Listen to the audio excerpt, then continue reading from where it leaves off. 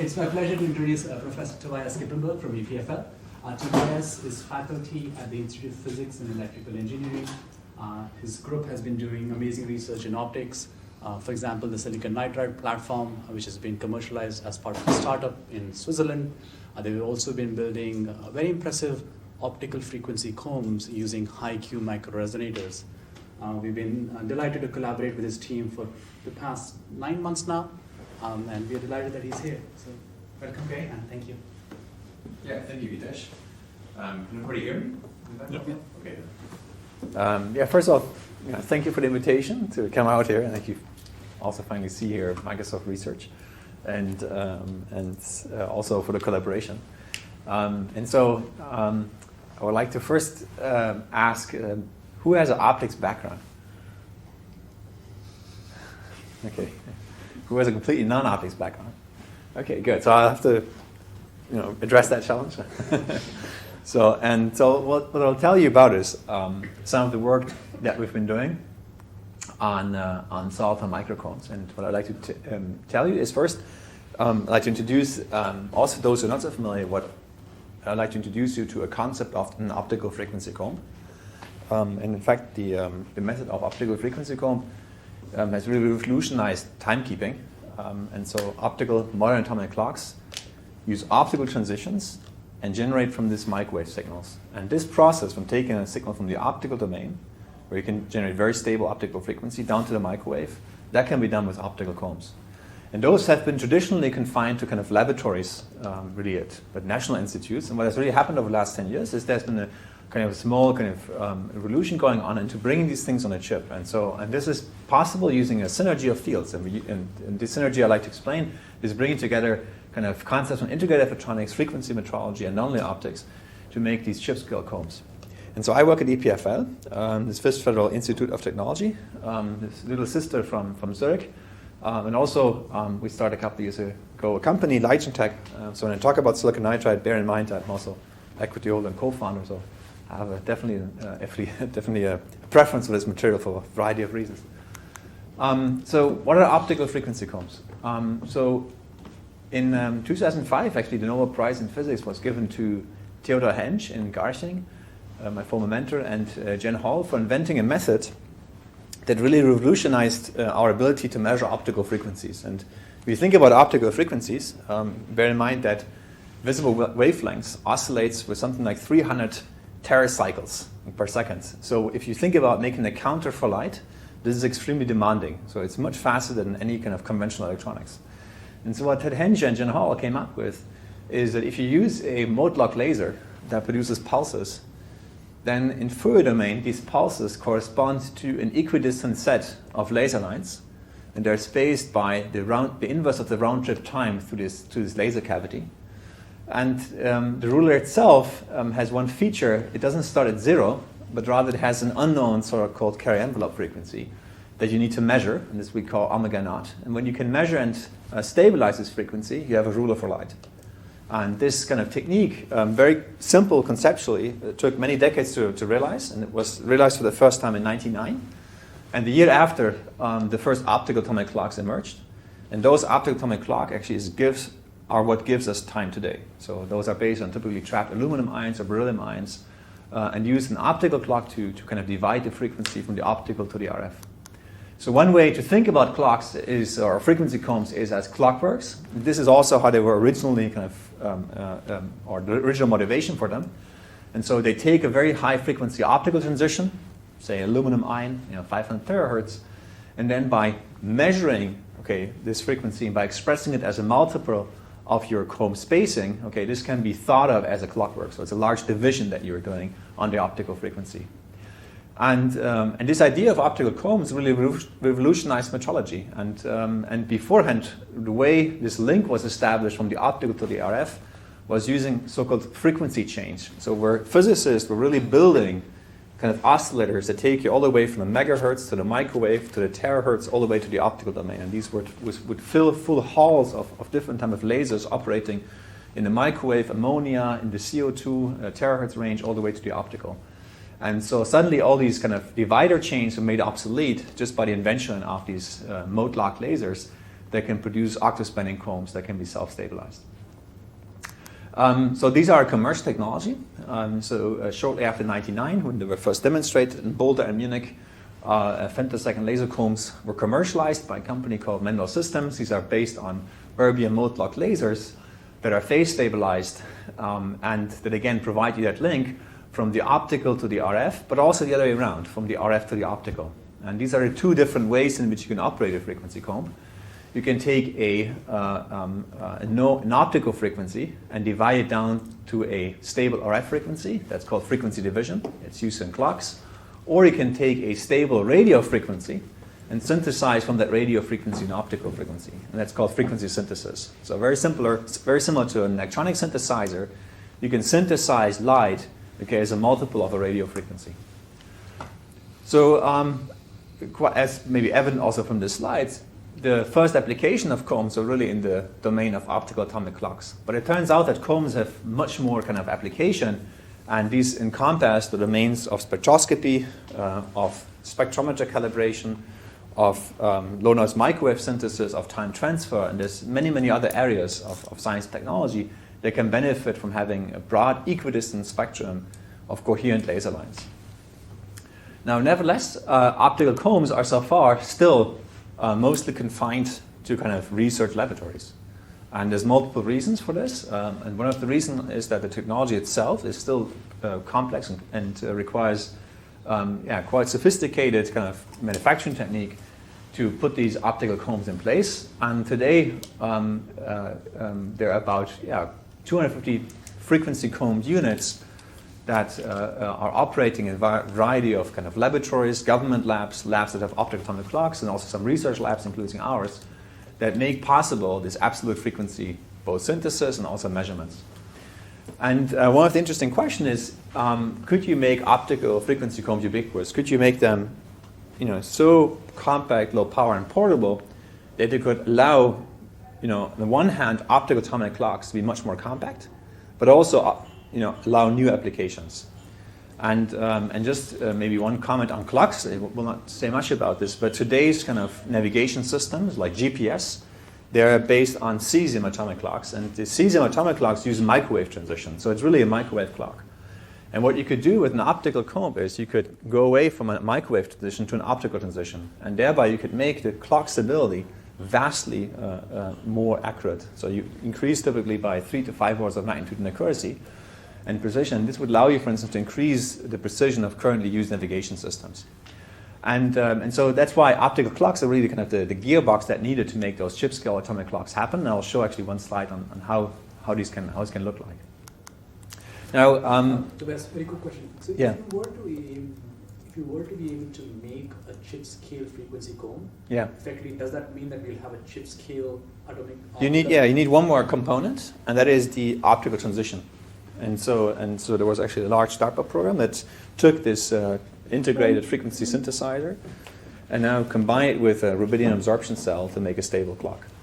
And then you would have a clock that would outperform all currently available cesium, just by the fact you have a high transition frequency. And that second component, the transition period, that is integratable already? Yeah, you can just make that actually, so in fact, even the CSACs that are commercial right now, the chip-scale atomic clocks, what they use is they have a little vapor cell, and except they use the microwave transitions of the atoms, which is typically cesium, but it can also be rubidium.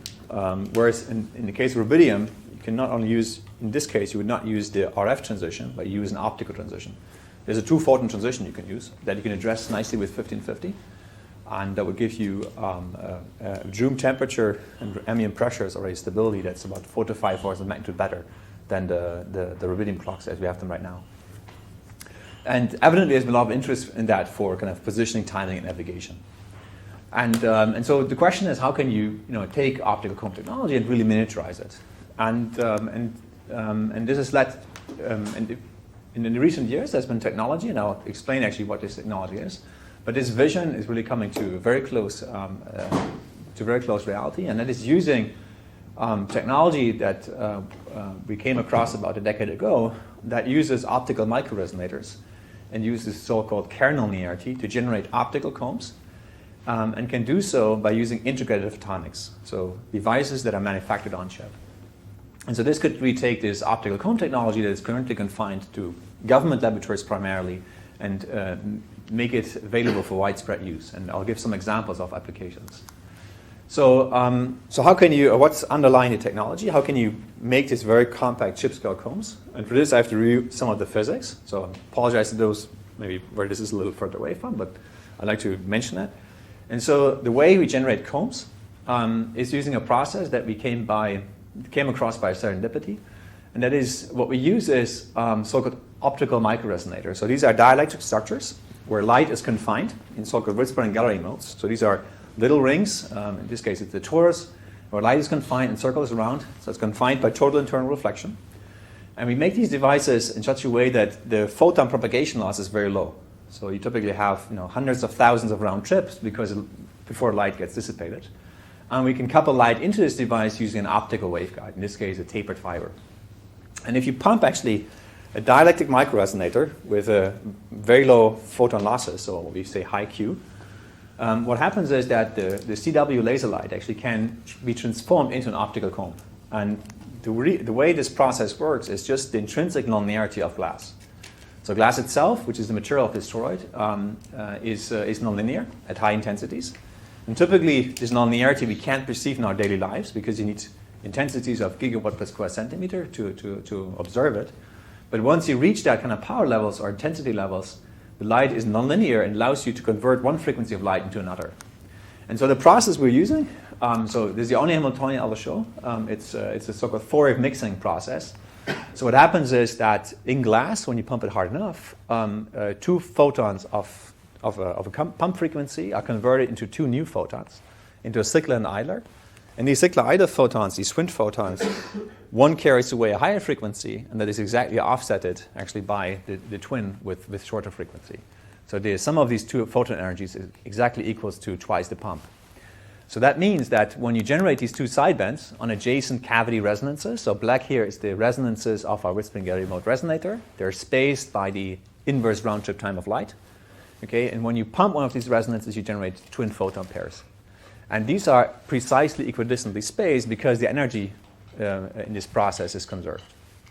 Now, this process is typically very weak, given by the Kerr nonlinearity, but if you pump strong enough, actually you can make that very weak nonlinearity, you can make that very sizable. Now, one way to quantify how strong the interactions are is just to ask what is the turn-on power for this parametric oscillation? So what is the turn-on power before these sidebands grow exponentially? And here is something very interesting, and one thing I'd like to discuss. The conventional laser diode has a threshold power that is the volume of the optical mode, so of your laser cavity, divided by the Q factor, so the photon kind of loss rate. Now, in a normal laser, the threshold would scale as V over Q. Yeah? In one of these parametric oscillators here, it's V over Q squared. And that means that if you have a device with very low propagation losses, you can dramatically reduce the threshold for its parametric oscillations. And so in these devices made from glass, where the Q is about 100 million, the threshold power to run a parametric oscillator is just a tenth of my laser power here. It's like something like 100 microwatts. It's an extremely low power threshold. So once you've generated this parametric oscillation and these sidebands, what happens in the system is that this process can cascade. And it cascades in such a way that the initial pair of sidebands here that you are strictly equidistant generate further sidebands, and thereby you generate a whole optical comb of frequencies. And so the only thing what's required to make this process happen is a material that has a so-called third-order Kerr nonlinearity, and so any material, that satisfies inversion symmetry will have a Kerr nonlinearity, will have a third-order nonlinearity. In the case of glass, as I said, it's a weak process, but the threshold can be as small as 100 microwatts. So this generates an optical comb just by mode proliferation. And these were the first experiments we did more than a decade ago, showing here that we have a silica toroid resonator. We pumped it with 1550 nanometer light. And as you can see, you could see here a comb of optical frequency coming out. And how do you verify that these are equidistant? The way you do that, to measure the equidistance in the frequency domain is we compared it to a conventional okay, laser-based optical frequency comb. So this was a commercial device from Menlo Systems. We had our Kerr comb, Kerr meaning here the Kerr nonlinearity we used to generate the optical comb. And we compare the equidistance, and we could demonstrate that the equidistance was better than 1 part in 10 to the 17. So it proves that you can generate a perfectly equidistant mode spectrum by this parametric process. Okay. And again, I remind you, there's no gain medium inside. It's just a piece of dielectric glass that you pump sufficiently strong to have this parametric frequency conversion generate an optical comb. So this provided a new way to generate combs and was quickly adopted by many other groups. Just a point of comparison, what is the difference between femtosecond laser combs and these micro-resonator combs, as we call them? Here we use a crystalline resonator to generate the comb. One is the bandwidth can be vastly larger because you're not limited by like a gain medium such as erbium, okay, that's used for telecom. And the second aspect is that the mode spacing can be very large. It can be hundreds of gigahertz, even terahertz are possible. And this would be very difficult to achieve in a conventional mode-locked laser where you have to fit in a central absorber, pulse-forming elements, mirrors, all in a very small package. So you can generate easily line spacings of tens of gigahertz, which are inaccessible in these femtosecond lasers based on for instance, fibers. Now, over the last decade, there's been a large proliferation of platforms, all of which the same physics of Kerr frequency comb generation can be observed. So it started with these toroidal resonators, but then quickly it was demonstrated in polished crystals. Well, also here you have whispering gallery modes that are confined to the protrusions that you're seeing here in the image, in silica devices, and a lot of integrated photonic platforms. Okay, materials like ring resonators with waveguides from diamond, aluminum nitride, algas, gallium phosphide, lithium niobate to other materials have been demonstrated. So again, they all share the same features. Okay, it's a passive platform. You just use the nonlinearity of the material to generate the optical comb, and combs have been demonstrated that can even encompass 1 full octave, so a factor of 2 in frequency. So combs that span here from 1 micron all the way to 2 microns, okay, can be synthesized from just a CW laser that pumps the microresonator with a few tens of milliwatts of pump power. Now, the spectra, even though they look very broadband, it turns out there's one more ingredient in terms of physics that really makes these combs very powerful, and that is the comb needs to be low noise. Okay, so even though if you have a spectrum, okay, a critical aspect of the comb is that each of these lines, okay, is perfectly composed of just one monochromatic frequency. And it turns out actually that and this was only made possible with another key ingredient of physics that was discovered about 5 years ago. And that has to do with the fact that combs generated in these integrated platforms, so these Chipscale resonators, they actually don't inherently produce combs that are completely monochromatic. And why is that? If you look in these devices and you look at the comb spectra, what you see is that each comb teeth, okay, at times is composed of many, many small individual lines. So when you look at a spectrum analyzer, it might still look like one coherent laser line. But if you look very carefully and you do heterodynamic measurements, what you find out is there's a whole multiplet of lines that all occupy, okay, these cavity modes. And the reason this happens is that the 4F mixing process I explained, this parametric oscillation that nicely mode proliferates, in integrated platforms where you have a high Kerr nonlinearity and a typically low quality factor, proceeds slightly differently. You generate sidebands that cascade, okay, but these sidebands are generated far away from the pump, including many free spectral ranges of the cavity, and then each of these lines themselves can also serve to generate its own comb. So you have a nested comb. Okay, and then when these nested combs start to merge, we have a very chaotic landscape of frequencies. They still, if you zoom out, look like an optical comb, but they are completely incoherent and they're not usable for neither optical atomic clocks, nor spectroscopy, nor telecommunications. So it's a fun article some of you might have seen. It's called Next Generation Technology Hits an Early Midlife Crisis. Okay. Researchers had hoped that a new revolution in ultra-miniature electronic gadgetry lay almost within reach, but now some are saying they must wait. Okay, so this was an article that came out in Science. And it was actually not about Kerr frequency combs. It was about molecular electronics. Okay, but the idea is a little bit similar. The question was, how can you have these very nice devices that from the outset look like they're this perfect solution generating broadband combs that can be integrated on chip. But how do you make them coherent? And how can you make sure that all these waveforms that you've seen, all these erratic waveforms, that they all synchronize and generate one perfectly coherent comb? And this used to be a challenge for about 3, 4, 5 years. And it turns out that actually nature gives us a process that allows to generate coherent optical combs. And it's a process actually that has its history also here actually in the UK and by Lord Rayleigh.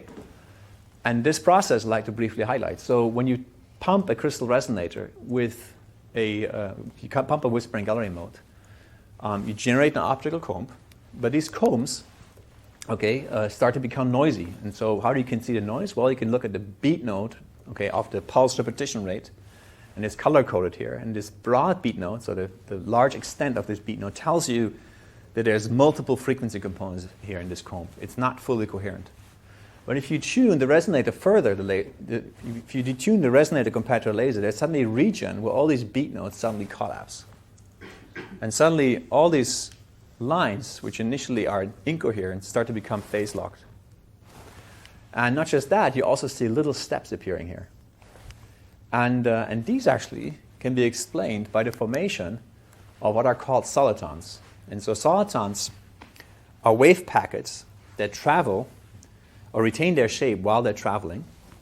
And they were first observed actually here in the UK by Lord Rayleigh when he was traveling next to a channel and saw a wavelet that was just traveling for miles and miles without changing shape. And so normally when you have a wavelet, you would have dispersion, and its width would become broader with time. But for a soliton, it's a shape-preserving kind of waveform. And so what happens in these resonators, if I play this video one more time, what happens is you generate initially a very chaotic, erratic waveform that's incoherent, and suddenly there's a certain detuning point where all these erratic waveforms collapse into a train of pulses, and each of these steps corresponds with a successive diminution of the number of pulses. And once you stop in this last point, you get a single optical soliton inside the cavity, that corresponds to a smooth secant hyperbolic spectral envelope optical comb. So is it expected that you can generate these combs? Well, it turns out, yes, it is expected. And so what we have, and I'll be very brief only, is we have a process that is 4-wave mixing, where 4 waves interact. You can write down what are so-called coupled mode equations in frequency domain. And if you transform those equations to time domain, it turns out they give a equation, and this equation has a couple of interesting features. It's a nonlinear equation. It's a nonlinear Schrödinger equation. It has a nonlinear term. This is due to the Kerr nonlinearity. It has dispersion, so a second derivative of the angular coordinate, and it has a driving, a detuning, and loss. And this equation has a name. It's called Lagrange-Lefebvre equation. And this equation has actually another meaning, another origin, and it has the origin in thermodynamics, and thermodynamics out of equilibrium. So many of you have seen pattern formation. So if you fly in an airplane, you see sometimes clouds that have very regular patterns. If you go in a desert, you see deserts, waves, very regular repeating patterns. And so this pattern formation is due to what is called Turing instabilities. So if you have a system that is driven, be it the wind, be it an RF frequency driving a plasma, what will happen is a certain threshold will occur above which you can form completely regular patterns. And solitons are one of these patterns. So driven dissipative systems in the presence of nonlinearity will tend to cause pattern formation. And this is what Prigogine, or in the 1970s, explained correctly and in the context of thermodynamics. And this is actually what's happening in our system in the optical domain. So we have a driven dissipative resonator, and it will cause the system to fall into an attractor. And this attractor are solitons. And these solitons, again, are very similar to solitons you have also in plasma physics or regular patterns in cloud formation. In our case, they're pulses that are locked to a drive laser inside the resonator. Now, these are fully coherent optical combs. So if you now look at the properties of the system, they give you the high coherence that you would like for an optical frequency combs. You can use them for time transfer, atomic clocks, also coherent communication. And the individual line width of each of the comb teeth is just the line width of the original pump laser. So I don't want to say too much about it, but there's a whole kind of soliton physics you can study. These solitons, there's a certain existence range in terms of power and detuning where they live. There are also other states that you can access that are chaotic or can breathe with time, but we're mostly interested in these stable solitons. I think you mentioned some earlier, 30 seconds ago. So the line width / phase noise of each comb line is exactly the same as the line width of the comb. Exactly. And the phase noise. Yeah. So the phase noise is just, so there's no cascade in the phase noise that appears. So what one could be afraid with is that if it's just a mode proliferation, that the phase noise would go quadratically with mode number. And this actually is not the case in these systems. And the reason it's not the case is that this mode proliferation is too much of it's actually simplifying the physics. In reality, we're not just cascading modes. All the modes can interact in this very complicated 4F mixing fashion. And the attractor that the system stares into and falls into is the soliton. And that's why this simple scaling of multiplication doesn't apply, neither to the frequencies nor to the phase noise. And so how can we generate one of these combs? Well, here we start to pump with 1550. We pump one of these crystalline resonators. We initially start to see the buildup of power. We have this noisy region, and then that corresponds to generation of the first few sidebands, then a chaotic waveform in the resonator.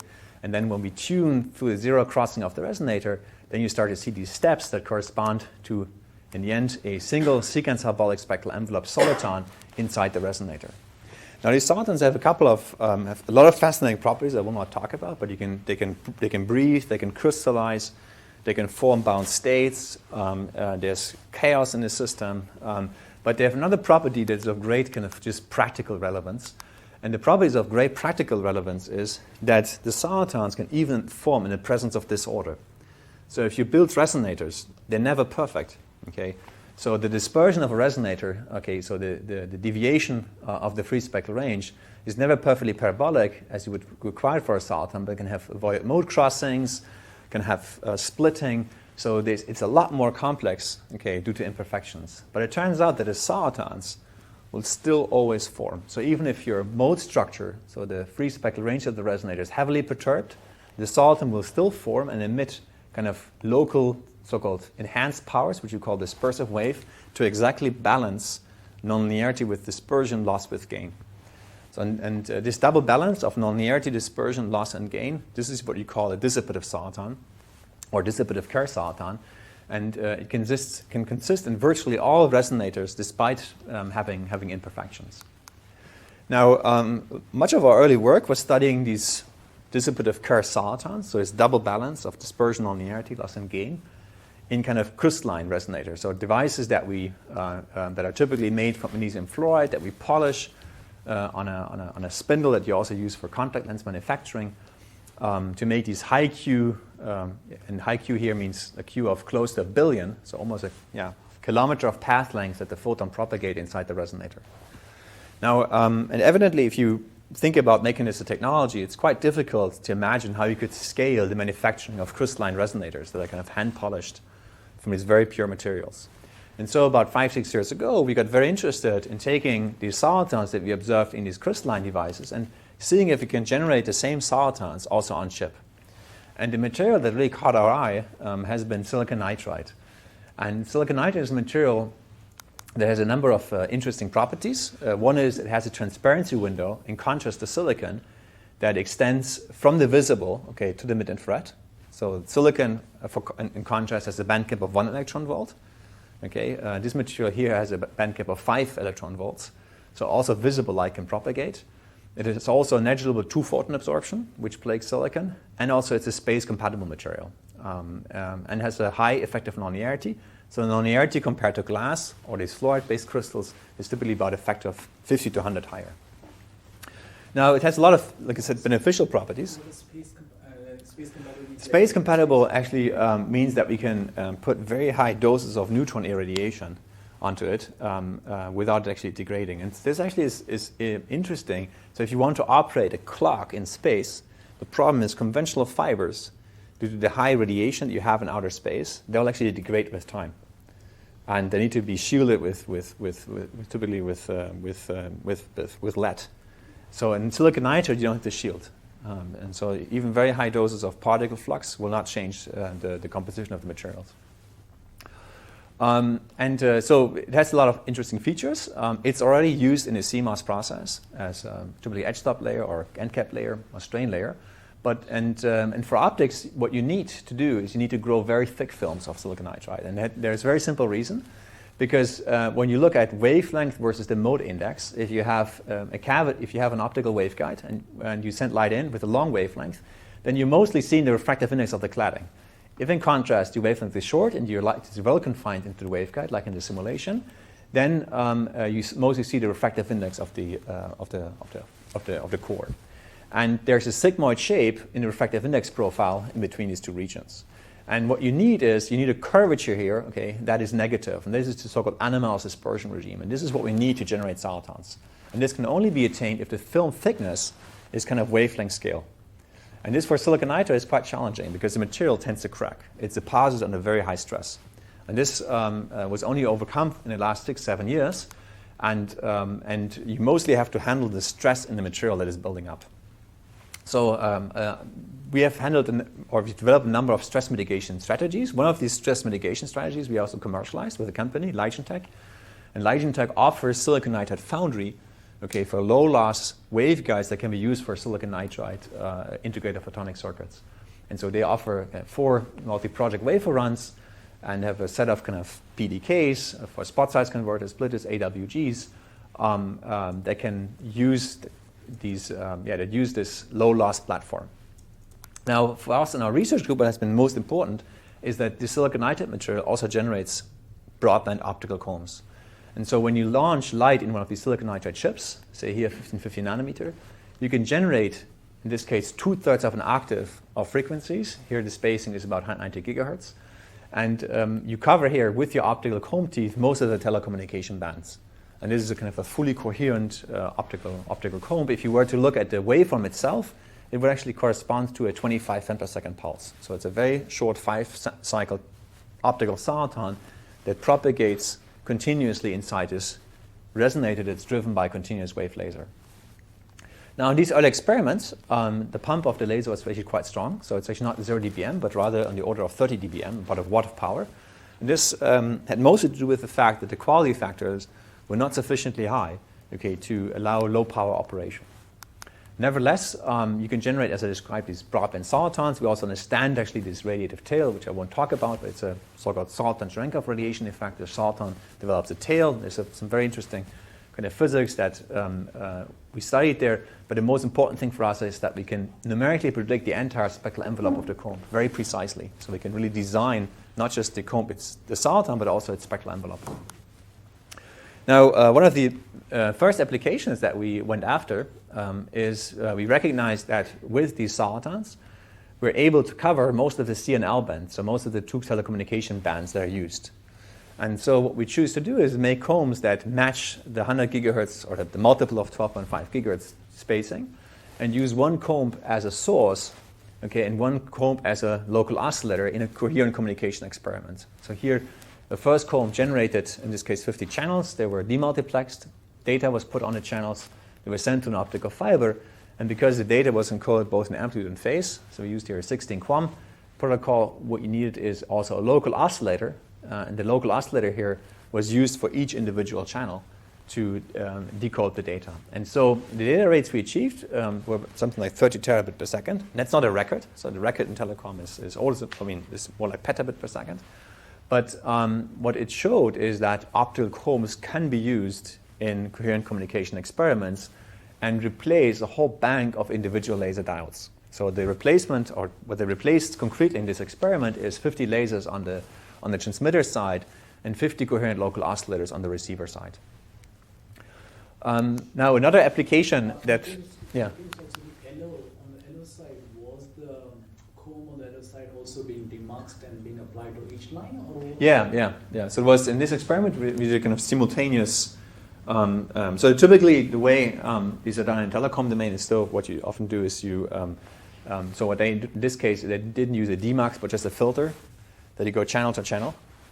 But the architecture itself lends itself to the. So these demaxes is actually what they are on this side here. What they simply are is take the even on the odd channel, and you put two data streams so that all its adjacent channels don't have the same one. And this is typically actually how all the transmission experiments are done. So even the records, like when I say petabit per second, they're never done with independent data on each stream. So they're always even on odd channels. So, so just to follow up on that question, so if the mux, instead of the mux demux, if the modulation on the transmit side was done using a bus of rings, so there was a bus of rings, so that you don't have to demux and mux, because you have a comb coming in, a bus of rings, and each ring is just wave selective. Would it be possible then on the receive side, similarly, incoming data coming in, instead of it being demuxed and the LO being a comb being applied to a bus of rings, would that be? But the bus of rings in this case, so maybe I'm not following completely, but the bus of rings would just be a technology to do the demuxing or muxing. Yes, without the insertion loss of the demuxing. And would that also work on the receive side? So in the sense that I have a stream coming in, I have 50 wavelengths, all with modulated data, and instead of 50 different LOBs applied, a comb is being applied without being explicitly demultiplexed. Does that even make sense? Yeah, I mean, the problem is the reason why you need to always demultiplex is you need to have each individual channel on a separate detector, because otherwise you're taking a penalty actually from the shot noise from adjacent channels.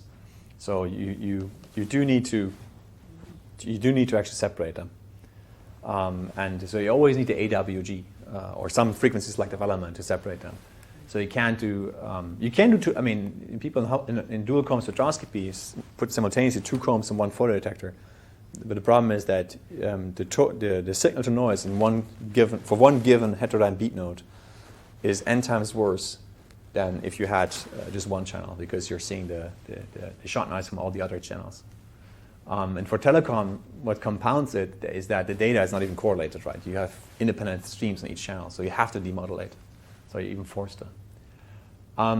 But the way the experiment was conducted is kind of standard in the field. So again, you just modulate even an odd channel, send it through fiber.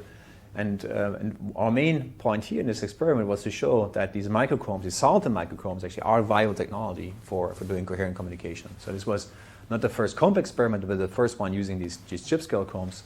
And for chip-scale comb experiment, this actually was a record data rate. So we had significantly more throughput than quantum dot lasers, for instance, that were also being used in the past. Now, another experiment we looked at is distance measurements. So LiDAR, maybe less interesting to its audience, but still interesting for us to consider. So due to this very high repetition rate, if you think about in time domain, that the pulses are only separated by 10 picosecond. And so we could utilize that very fast pulse repetition rate to do a dual comb experiments where we have one comb that we send to our target, and then we get a reflection back and superimpose it with a second comb. And the second comb is a slightly different mode spacing.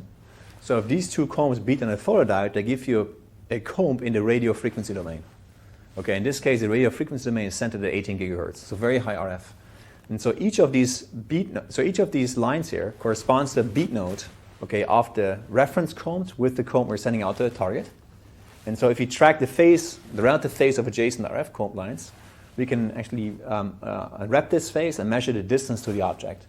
So this allowed us to do a very, very fast distance measurement, in this case fast enough to measure kind of the roughness to less than 100 nanometer precision on a flying bullet with 0.4 Mach. So it was one of the kind of a record in terms of not precision, but actually the prog of precision times the acquisition speed. Now there's other applications of this technology. One application is not just distance measurements or telecommunication, but also spectroscopy, or also complete atomic clocks. So in atomic clocks, the additional thing you need actually is an atomic reference, and then you use the RF synthesizer here to take that optical frequency down to the optical domain. But what all these applications have in common is that power in the end will be critical, be it for clocks, be it for distance measurement, for coherent communication. What you really need to address is not just the application, but also how you compare with existing technological solutions.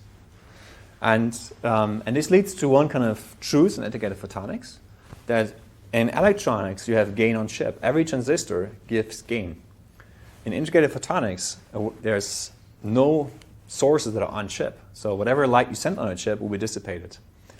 And so the question is, how can you really mitigate and minimize these losses?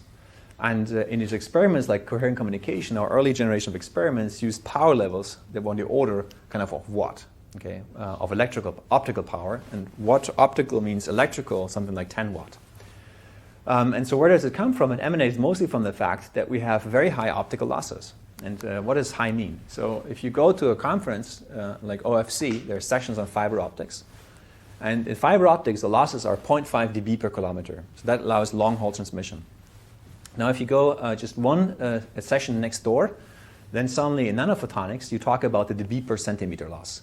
So somehow, okay, you have made here this gap, this jump from kilometer to centimeter.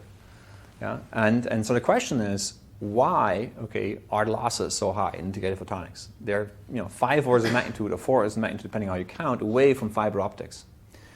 Now, and fundamentally, there should be no reason why integrated photonic materials like silicon nitride cannot be as transparent, as good as optical fiber. Okay, but there are evident issues that compound losses, and a lot has to do with roughness and also material impurities. So to give you the example, so the early experiments I showed use about 1 watt of optical power. If you increase the losses, okay, by just a factor of 10, you can take this power from 1 watt down to 10 milliwatt, by just improving 1 order of magnitude your loss due to this quadratic dependence I mentioned earlier. And so what are some of the issues in integrated photonics? Well, there are not multiple ones, but I would say the key issue in integrated photonics is mostly coming from the fact that when you have a waveguide, it has roughness. Typically, the way you manufacture photonic circuits is subtractive processing. You put down a film, you use lithography, and you etch the film, and then whatever edge roughness you have, okay, will give rise to scattering losses. And then there are a few more technical issues. If you typically what you do is with a waveguide, you clad it with an oxide, and then you have typical gap filling problems that are kind of technical, but still they also contribute to losses. Now, in the case of silicon nitride, what's even more difficult, as I said, is these stresses that can lead to cracks. Okay, but those, of course, you can avoid, but what you can't avoid is the roughness in the process. So a couple of years back, we thought carefully, is there a better way to make integrated photonic circuits and to avoid the etching? And why do I want to avoid the etching? Because silicon nitride is a very hard material.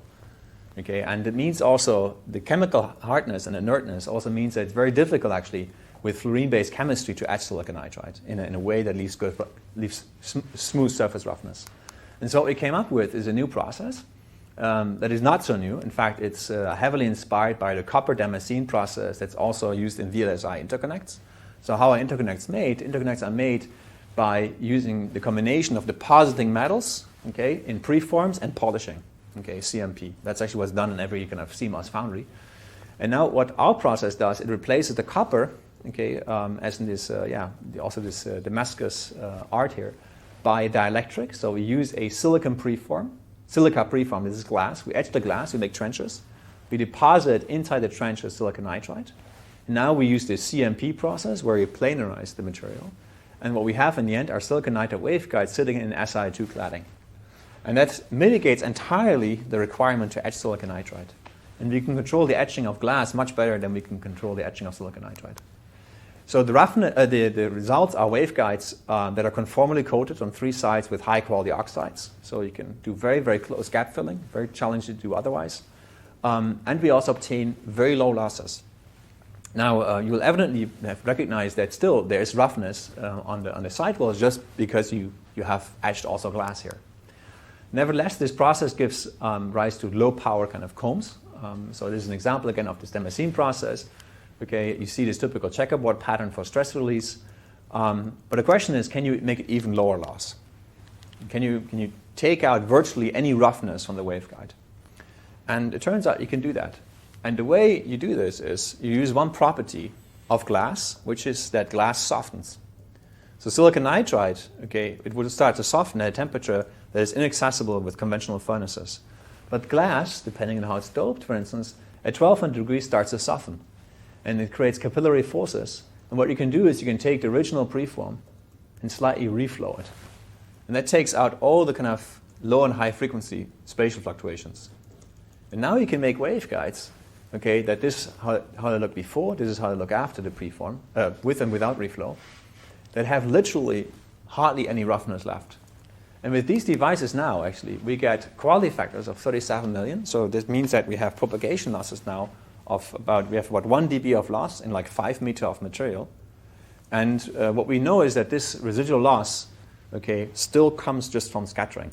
So we have done measurement that I can also detail later on, but we have determined very recently the ultimate absorption limit of silicon nitride. Actually turns out it's a Q of 300 million. So in silicon nitride, as LPCVD deposited, you can propagate 300 meters, okay, with 1 dB loss.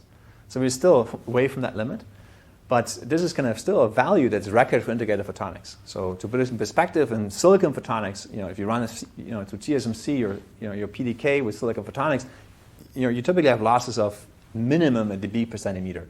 So here we're looking really at the dB over 5 meters. So record low loss, also wafer scale. We can generate solitons now at very low rep rates, even at 10 gigahertz and 20 gigahertz, which are compatible with CMOS circuitry. We can also use the technology and put actuators like aluminum nitride on top and also actuate on the resonances. And what's most interesting and most important is that we can close this power gap. So this is the silicon nitride chip with these low losses. This is a indium phosphide DFB laser. And what we can do is this laser typically outputs about 100 milliwatt max. And now the power levels that this indium phosphide laser module is giving exactly match the power levels of our silicon nitride microcomb. And what we've recently showed is a very compact Soliton injection lock device composed of a indium phosphide gain chip with a silicon nitride resonator that generates a soliton directly in this very compact device. So the entire device assembly here is just kind of 5 by 5 millimeters. What's the most compact device that exists to date? This is a collaboration with John Bowers at UCSB and Gary Valla at Caltech. And what this shows is our Damascene resonators with this reflow, this chip here. It shows a Freedom Photonics DFB laser in a little butterfly package. And this device actually generates 15 gigahertz solitons in just this little kind of quarter cent or $0.25 kind of module. So really, and the only electronics you need here is just a current supply. And once it turns on, the soliton is self-stabilizing and it can be kept kind of for indefinitely. And this generates a 15 gigahertz soliton stream that you could use for coherent communication or other types of application. And so what is the future going to look like? Well, the future is going to look a little even more integrated. With these power levels, what we want to do next actually is do heterogeneous integration. So put the 3.5 actually on the die itself with, say, a silicon interposer and kind of use the same technique that's now currently used for lasers made for data centers, but now add the silicon nitride additional layer that allows you to generate combs also on the chip, and thereby take a single 3.5 silicon laser diode and now extend its number of channels by Kerr comb generation. Now, what are some of the applications also that we're looking at? Evidently, data centers is one application we're very interested in. But there's another application that we think could be very far-reaching, and that's autonomous driving. And autonomous driving, what's really required is a good way to obtain LiDAR, so to obtain distance information. And current LiDAR is based on time of flight, where you send out a flash of pulses and wait to a time till they return. But there's another way to do it, and that's called coherent or digital LiDAR. And what you do in digital LiDAR is you take a laser and you put a rectangular chirp on its frequency as a function of time. And this LiDAR, very similar to dolphin and bats, allows you not only to obtain distance information, but also information on the speed for every pixel via a Doppler effect. And that's actually a key advantage of coherent LiDAR. So coherent LiDAR can give you not just distance, but also velocity for each pixel. But this is not being used right now because coherent LiDAR it's difficult to parallelize. What you need are tens or hundreds of lasers that can do very precisely chirp laser ramps. And it turns out these little microcombs I showed you can also produce chirp optical frequency combs. And so this allows you actually to massively parallelize coherent LiDAR, okay, and give you both distance and velocity information, simplifying the classification of objects. And this we think is also one of the applications beyond data centers or coherent communication where these microcombs could find widespread use in future applications. There are other applications, optical coherence tomography, photonic radar, optical atomic clocks. This is one of the vapor cells I mentioned earlier that confines actually the cesium or rubidium. If you now have a comb, you can make it an optical clock. Distance measurement, coherent communications, Even astrophysical spectrometer calibration can profit from these microcombs, and low noise microwave generation. And with this, also come to the collaboration we have here with Hitesh. And of course, I want to say one thing about it. So we have one comb that we shipped here about, I think, 6 months ago. So it's not actually completely chip scale. This is a very big, bulky device, but it contains all the components. But I hope I've convinced you that these large combs can be shrunk to what you've just seen, which is just less than a quarter dime, and can be used here as a source for circuit switching. And I particularly really like this graph here, because this graph really shows why circuit switching is an interesting topic to work on, or data centers. This is our global energy consumption. This is our energy consumption. Data centers today consume about 3% of global energy. And there's been a very interesting article in Nature published, the power on data centers that came out last year, that compared different estimates on data centers. And depending on which one you use, there can be numbers that can be as bad as 20%, okay, in 2030, and that's 20% of the global energy consumption.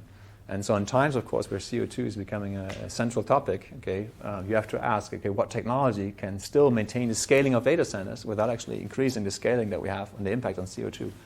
And here, I think technologies that have that are inherently very energy efficient, okay, that allow efficient communication, so low, joule per bit, such as optical communication, I think are very interesting and can help at least to flatten that curve and hopefully go from exponential to something that's linear. Thank you very much.